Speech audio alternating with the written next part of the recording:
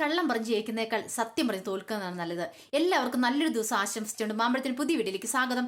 ആദ്യമായിട്ട് കാണുന്നവരാണെങ്കിൽ ചാനൽ ഇഷ്ടപ്പെട്ടാൽ ഒന്ന് സബ്സ്ക്രൈബ് ചെയ്യണേ. അപ്പൊ നമുക്ക് ആദർശിന്റെ നയനയുടെ ഇന്നത്തെ വിശേഷത്തിലേക്ക് നേരെ പോയാലോ.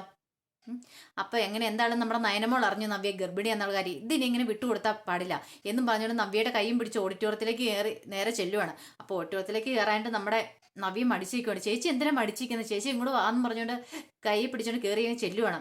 ഈ സമയത്ത് നമ്മുടെ മഞ്ജിമയോട് കൊഞ്ചിക്കൊഴിഞ്ഞിരിക്കുകയാണ് നമ്മുടെ അബി. അപ്പത്തേനും ദേവേനെ പറയും, ഇങ്ങനെ വർത്താനം പറഞ്ഞിട്ട് കാര്യമില്ലല്ലോ, മോതിരന്മാരുടെ സമയമായെന്ന് പറയണം. പെട്ടെന്ന് തന്നെ ജോസൻ മോതിരം എടുത്ത് കൊടുക്കുകയാണ്. അപ്പം നമ്മുടെ അബിയുടെ പെങ്ങളും മോതിരം മേടിച്ച് അബിയുടെയിലേക്ക് കൊടുക്കുകയാണ്. അബി അത് മഞ്ജിമയുടെ കയ്യിലേക്ക് ഇട്ട് കൊടുക്കുക, മഞ്ജിമ തിരിച്ച് അബിയുടെയും. ഇത് കാഴ്ച കണ്ടോണ്ടാണ് നമ്മുടെ നയനമോളൊക്കെ കയറി. നവ്യക്ക് ഇത് കണ്ടപ്പോൾ തല ഇറങ്ങുന്ന പോലെ തോന്നി. നവ്യയുടെ കയ്യും പിടിച്ച് നയന വരുന്ന കണ്ടപ്പോഴത്തേനും ജലജ് പറയും, ഇവളെന്തിനുള്ള പുറപ്പാട്, ഇതെന്താ കാണിക്കുന്നത്, എവിടെയൊക്കെയോ അലഞ്ഞിരിച്ചിട്ട് വരുന്ന വരവാ അവളെന്ന് പറയണം. അപ്പത്തേനും നമ്മുടെ മഞ്ജിമയുടെ അമ്മ പറഞ്ഞു, അങ്ങനെയൊന്നും പറയല്ലേ, ഒന്നുമല്ലേലും നമ്മുടെ ദേവേനയുടെ മരുമോളല്ലേ, ഇവിടുത്തെ മൂത്ത മരുമോളല്ലേ, അങ്ങനെ സംസാരിക്കില്ലെന്ന് പറയണം. ദേവേനി പറയണം, അതിനെക്കുറിച്ച് കൂടുതലൊന്നും പറയാതിരിക്കുന്ന ഭേദം. അവളുടെ മരുമോളായ കഥയൊക്കെ ഞാൻ അരുന്ധതിയോട് നേരത്തെ പറഞ്ഞിട്ടുണ്ടല്ലോ, അത് കൂടുതൽ സംസാരിക്കുമെന്നും വേണ്ട. പെട്ടെന്ന് തന്നെ നമ്മുടെ ആദർശ് പറയാണ്, നീ എന്താ ഈ ഫംഗ്ഷൻ അലമ്പാക്കാനുള്ള പുറപ്പാടാണോന്ന് ചോദിക്കുവാണ്, അതിനുവേണ്ടി ഇങ്ങോട്ട് വന്നതാണോന്ന് ചോദിക്കുവാണ്. അതല്ലേലും അങ്ങനെയാണല്ലോ, എവിടെ എന്തേലും ഫംഗ്ഷൻ്റെ അത് അലമ്പാക്കുന്ന ഇവരുടെ കുടുംബക്കാരുടെ സ്ഥിരം തൊഴിലാണല്ലോ നമ്മുടെ ജലജ പറയാണ്.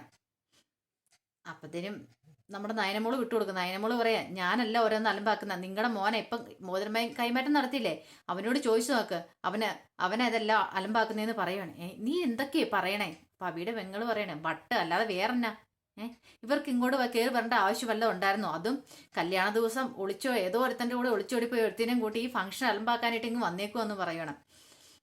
അപ്പത്തേനും നയന പറയും, നിങ്ങൾ സത്യം അറിയാതെ ഈ എല്ലാം വിളിച്ചു പറയുവാണ്. ഇതിന്റെ പിന്നിൽ ആരാ ഉള്ളതെന്ന് നിങ്ങൾക്ക് അറിയാവോ, നിങ്ങളുടെ സ്വന്തം മോൻ അഭി തന്നെയാന്ന് പറയണേ. ഇപ്പൊ ജലജ പറയാം, പിന്നെ ഒന്നും മിണ്ടാതെ പൊക്കോണം, പിന്നെ ഇവിടുന്ന് ഈ സമയത്ത് പോയിട്ടുണ്ടെങ്കിലേ എൻ്റെ ചേച്ചി ജീവിതകാലം മുഴുവൻ ഒരിടത്തു നിന്ന് ദുഃഖിച്ചിരിക്കേണ്ടി വരും. എൻ്റെ ആദർശേട്ടനൊക്കെ ഒരു തവണയെ മോതിര കൈമാറ്റം നടത്തിയുള്ളൂ. പക്ഷെ അബിയോട് ചോദിച്ചു നോക്കാം, അവൻ എത്ര പെണ്ണുങ്ങൾക്ക് മോതിരം കൈമാറ്റണം ചോദിച്ചു നോക്കാൻ പറയുവാണ്. പെട്ടെന്ന് തന്നെ എന്നിട്ട് അവളുടെ ചേച്ചിയുടെ കൈയൊക്കെ മോതിരം കാണിച്ചു കൊടുത്തത്, നോക്ക് ഇത് ആരിട്ട് കൊടുത്താന്ന് അബിയോട് ചോദിക്കണം. അബി പറയും, ഇവിടെ എന്തൊക്കെയാ വിളിച്ചു പറയുന്നത്, പച്ചക്കള്ളോ വിളിച്ചു പറയുന്നത്, ആരും വിശ്വസിക്കില്ല. അല്ലെങ്കിലും അങ്ങനെ എവിടെയായാലും കുടുംബത്തിൽ എന്തെങ്കിലും ചടങ്ങ് നടക്കുമ്പോൾ അത് വന്ന് കുളവാക്കുന്ന ഇവളുടെ മെയിൻ പരിപാടിയാണല്ലോ. പെട്ടെന്ന് തന്നെ ദേവേനി പറയണം, നയന നീ വെറുതെ ഇവിടെ കിടന്ന് സീൻ ഉണ്ടാക്കാതെ അവളെ വിളിച്ചോണ്ട് പോകാൻ നോക്കാൻ പറയുവാണ്. അപ്പത്തേനും അരുന്ധതി പറയാൻ, അല്ല ദേവു അവൾക്ക് എന്തോ പറയാനുണ്ടെന്ന് തോന്നുന്നു നയനയ്ക്ക്, അവൾ എന്താന്ന് വെച്ചാൽ പറയട്ടെ എന്ന് പറയുവാണ്.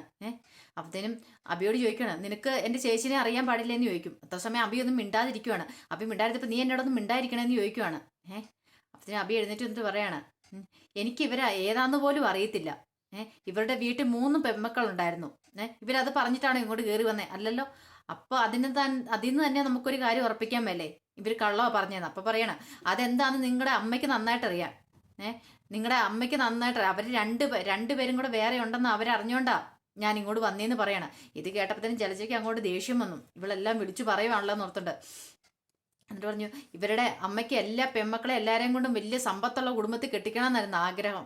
എന്താണേലും അതിനെ കണ്ടുപിടിച്ച് മാർക്കും എന്താളും കൊള്ളാം, ഇവിടെ വന്ന് ഈ കല്യാണം അലമ്പാക്കാൻ. നിങ്ങളുടെ ആഗ്രഹം എന്താണെന്ന് നടക്കില്ലെന്ന് പറയണം. അപ്പം മുത്തശ്ശൻ എടുത്ത് വയ്ക്കണം, അതെങ്ങനെ മനസ്സിലായി നിനക്ക്, സമ്പത്തുള്ള വീട്ടിൽ അവരുടെ പെൺമക്കളെ കെട്ടിച്ചുവിടാൻ അവർക്ക് ആഗ്രഹം, നീ എങ്ങനെ മനസ്സിലാക്കിയെന്ന് ചോദിച്ചു. പെട്ടെന്ന് തന്നെ അബി വിട്ടു. അബി പറയണേ, അതിവിടെ പലപ്പോഴും ഇങ്ങനെ പറഞ്ഞ് അമ്മ ഇവരെല്ലാം പറഞ്ഞു കേട്ടിട്ടുണ്ടല്ലോ, അങ്ങനെ ഞാൻ കേട്ടാന്ന് പറയാം, അല്ലാതെ എനിക്ക് ഇവിടെ തൊട്ട് അറിയത്തുമില്ല, ഇവിടെ ഇതിനു മുമ്പേ കണ്ടിട്ടും ഇല്ലെന്ന് പറയണം. ഇത് കേട്ടപ്പോഴത്തേനും ആദർശിന് പെട്ടെന്ന് ഡൗട്ടായി. കാരണം ആദർശ് കണ്ട അന്ന് പാർക്ക് വെച്ച് ഇവർ രണ്ട് സംസാരിച്ചുകൊണ്ടിരിക്കുന്നത്. അന്ന് ചോദിച്ചപ്പോൾ ഇടയ്ക്കിടയ്ക്ക് വിളിക്കാറുണ്ടെന്നൊക്കെ പറയുകയും ചെയ്തു. അപ്പൊ ഇവൻ കള്ളവല്ലേ പറഞ്ഞത്. ആദർശിന് മനസ്സിൽ പെട്ടെന്ന് ആ ഒരു സംശയം ഉണ്ടാവുകയാണ്. പിന്നെ അഭി പറയാ, ഇവള് വേറെ ആരെങ്കിലും ആയിരിക്കും എന്നെ പോലെ കണ്ടത്, എന്നിട്ട് വെറുതെ കള്ളത്തരം പറഞ്ഞുകൊണ്ട് നടക്കുമെന്ന് പറയണേ. ഇത്രയും കേട്ട് മിണ്ടായിരുന്ന നവ്യ അങ്ങ് പ്രതികരിച്ചു. നവ്യ പറയാണ്, നവ്യയോട് ചോദിക്കും, മുത്തശ്ശി ചോദിക്കും, നിനക്കൊന്നും പറയാനില്ലേന്ന് ചോദിക്കണം. അപ്പോഴും നമ്മുടെ നവ്യ അങ്ങ് പറയുന്നത്, അനന്തപുരി തറവാട്ടിലെ ആദർശേട്ടൻ എന്നെ കണ്ടാണ് ഇഷ്ടപ്പെട്ടത്, എന്നെ വിവാഹം കഴിക്കാനാണ് ആഗ്രഹിച്ചത്. ആ സമയത്ത് വേറെ 2 അനിയത്തിമാരും കൂടെ ഉണ്ടെന്ന് ഞാൻ പറഞ്ഞില്ല, അത് ഞാൻ ചെയ്ത് തെറ്റാ. പക്ഷേ അതെന്താണെന്ന് ഞാൻ നേരത്തെ പറയേണ്ടതെന്ന് പറഞ്ഞപ്പോൾ തന്നെ ജലജ അടി പറയാം, അല്ലേലും നീ എപ്പോഴാണ് നേര് പറഞ്ഞിട്ടുള്ളത്. അപ്പം അതിന് പറയാം, അപ്പച്ചിക്ക് അറിയാമായിരുന്നല്ലോ അത്. 2 അനിയത്തിമാരും കൂടെ ഉള്ള കാര്യം അപ്പച്ചി അറിഞ്ഞോണ്ടല്ലേ, അപ്പം അപ്പച്ചി മിണ്ടണ്ടെന്ന് പറയുകയാണ്. ഈ സമയത്ത് നബി പറയുകയാണ്, അതിന് ശേഷം ആദർശേട്ടനെ ഇഷ്ടപ്പെട്ട് കഴിഞ്ഞ ശേഷമാണ് നമ്മുടെ അബി എൻ്റെ അടുത്ത് വരുന്നത്. അബിക്ക് എന്നോട് ഭയങ്കര സ്നേഹമായിരുന്നു. ആ സമയത്ത് എന്നെ ഇമ്പ്രസ് ചെയ്യാനായിട്ട് അബി കുറേ കാര്യങ്ങളൊക്കെ ചെയ്തു. അത് എന്നെ പറയുകയും ചെയ്തു, അനന്തപുരിയുടെ കാര്യങ്ങളെല്ലാം ഞാനാ നോക്കുന്നത്, ജ്വല്ലറിയുടെ കാര്യങ്ങൾ മുഴുവൻ ഞാനാ നോക്കുന്നത്. മുത്തശ്ശൻ്റെ ഏറ്റവും പെറ്റായിട്ടുള്ള മോൻ ഞാനാന്നൊക്കെ എന്നെ പറഞ്ഞ് വിശ്വസിപ്പിക്കുമായിരുന്നു അബി ഇത്രയും കാലം ചെയ്തുകൊണ്ടിരുന്നേ. അത് പോരാഞ്ഞിട്ട് അബി എനിക്ക് വില കൂടി ഗിഫ്റ്റ് ഒക്കെ തരാൻ തുടങ്ങി. അപ്പൊ അതെല്ലാം ഞാൻ വിശ്വസിച്ചു. അബിയുടെ ഇത് വീണ് പോയെന്നുള്ള നേര് തന്നെയാണ്. പിന്നെ അത് തന്നെയല്ല, അതുകൂടാതെ അബി പലയിടത്തും എന്നെ വിളിച്ചു വരുത്തുകയും ചെയ്തിട്ടുണ്ടെന്ന് പറയാണ്. ഇതെല്ലാം കേട്ടപ്പോ അബിക്ക് എന്ത് ചെയ്യണമെന്ന് അറിയത്തില്ലാതായിപ്പോയി. അവസാനം നയന പറയാണ്, ഇപ്പൊ എല്ലാരും കേട്ടല്ലോ, നവ്യയുടെ വായിന്ന് തന്നെ എല്ലാരും സത്യം അറിഞ്ഞല്ലോ. അപ്പത്തേനും അബി പറയും, ഇവള് പറയുന്ന പച്ചക്കള്ളമാന്ന് പറയാണ്. അപ്പത്തേനും നവ്യ പറയും, നിനക്ക് എങ്ങനെ ഇതൊക്കെ പറയാൻ തോന്നടാ? നീ ഇത്രയും കാലം നീ എൻ്റെ ആ കല്യാണം കഴിച്ച കാര്യം വരെ പറഞ്ഞു, എല്ലാം വള്ളി വിടാതെ പറഞ്ഞു. അന്ന് കല്യാണത്തിൻ്റെ അന്ന് ഇവിടുന്ന് എന്നെ വിളിച്ചുകൊണ്ട് പോയത് അബിയാന്നും പിന്നെ അതിനുശേഷം ഹോട്ടലിൽ താമസിച്ച കാര്യമൊക്കെ പറഞ്ഞു. പാദശേട്ടൻ വന്ന് ഓർക്കുന്നില്ലേ, അന്ന് ഹോട്ടലിൽ വന്നു കഴിഞ്ഞപ്പോഴത്തേനും ഞാൻ ജനൽ ചാടി രക്ഷപ്പെട്ടത്, അന്ന് അബി പറഞ്ഞ അനുസരിച്ച് ഞങ്ങൾ രക്ഷപ്പെട്ടത്. അപ്പോൾ ആദർശ് അതൊക്കെ ഓർക്കുവാണ്. തങ്ങൾ വരുന്നതിന് തൊട്ട് മുമ്പ് അവളോട് നിന്ന് രക്ഷപ്പെട്ടത്. അതിനുശേഷം പിന്നെ എനിക്ക് എവിടെ കുറേ ദിവസം കഴിഞ്ഞപ്പോൾ അബി അവിടുന്ന് പോയി. പിന്നെ എനിക്ക് എന്ത് ചെയ്യണമെന്ന് അറിയത്തില്ലായിരുന്നു. അങ്ങനെ വന്ന് ഞാൻ അലഞ്ഞ് തിരിഞ്ഞ് നടന്നിട്ട് ഞാൻ എൻ്റെ സ്വന്തം വീട്ടിൽ കയറി വന്നു. അന്ന് എനിക്ക് ആദർശേട്ടനോട് കള്ളം പറയേണ്ടി വന്നു. അതിന് ഞാൻ ഇപ്പം ഞാൻ ക്ഷമ ചോദിക്കും. അന്ന് അങ്ങനെ എനിക്ക് ഒരു കാരണവശാലും അങ്ങനെ ഞാൻ പറയാൻ പാടില്ലായിരുന്നു. അതിനെല്ലാത്തിനുമുള്ള കുറ്റമാണ് ഇപ്പം എനിക്ക് കിട്ടിയിരിക്കുന്നതെന്നൊക്കെ ഇങ്ങനെ പറഞ്ഞ് നമ്മുടെ നവ്യ ഇങ്ങനെ പൊട്ടിക്കരഞ്ഞുകൊണ്ടിരിക്കുകയാണ്. ഇതെല്ലാം കേട്ട് കഴിഞ്ഞപ്പോൾ അബിക്ക് അങ്ങ് ദേഷ്യം വന്നു. അബി അറിയും ഇവരെന്താളും കള്ളത്തരം മൊത്തം പറഞ്ഞു. നയന പറഞ്ഞു, ഇനി നീ അങ്ങനെ പറയരുന്നു പറയാം. മുത്തശ്ശൻ പറഞ്ഞു, അവൾക്ക് എന്താ പറയാനുള്ളത് അവൾ പറയട്ടെ, ഇപ്പം നീ മിണ്ടരുതെന്ന് പറയുവാണ്.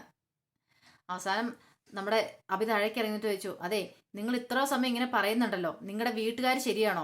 നിങ്ങളുടെ അപ്പനും അമ്മയും കൂടെ ഈ മക്കളെ പറഞ്ഞെങ്കിൽ തിരിച്ചു വിട്ടേക്കുക. ഓരോ കാരണങ്ങൾ ഉണ്ടാക്കി വലിയ വീട്ടിൽ കൊണ്ട് കെട്ടിക്കാനായിട്ട് എന്നിട്ട് എന്ന് പറഞ്ഞിട്ട് അറിഞ്ഞില്ല പാരത്തില് അപ്പൻ ഇങ്ങനെ മാറി നിൽക്കുകയും ചെയ്തു. ഇത് കേട്ടപ്പോഴത്തേനും നമ്മുടെ നന്ദുവിനങ്ങ് ദേഷ്യം വന്നു. നന്ദു യൂണിറ്റ് രണ്ട് പൊട്ടിച്ചുള്ള തല്ലാനായിട്ട് വരുമ്പോഴത്തേനും അനി പെട്ടെന്ന് കയ്യെ കയറി പിടിച്ചു വേണ്ടാന്ന് കാണിച്ചു. എന്നിട്ട് പറയാം, അതിന്റെ ബാക്കി നാടകം ഇവിടെ അരങ്ങേറുന്നത്. ഇവര് നല്ലൊരു സ്ക്രിപ്റ്റ് ഉണ്ടാക്കി എഴുത്തുകയാണെങ്കിൽ അടുത്ത് നല്ലൊരു അടിപൊളി സിനിമ പിടിക്കാം. അതിനുള്ള വാപ്പ് ചേർത്തി അനിയത്തിയും കൂടെ എന്തായാലും ഉണ്ടാക്കുന്നുണ്ട്. പിന്നെ അഭിനയിക്കാനായിട്ട് ഇവരെ തള്ളൻ തന്തയുണ്ടല്ലോ വീട്ടിൽ, അവരെയും കൂടെ വിളിച്ചാൽ മതി എന്ന് പറയാണ്. ഇത് കേട്ടപ്പോഴത്തേനും നയനയ്ക്ക് അങ്ങ് ദേഷ്യം വന്നിട്ട് നയനോട് ചോദിക്കും, അതെ ഇത്ര ഈ പറഞ്ഞതിന് വല്ല തെളിവുണ്ടോന്ന് ചോദിക്കണം. ഞങ്ങൾ ഹോട്ടലിൽ പോയെന്നൊക്കെ പറഞ്ഞ വല്ല തെളിവുണ്ടോന്ന് ചോദിക്കണം. തെളിവോ?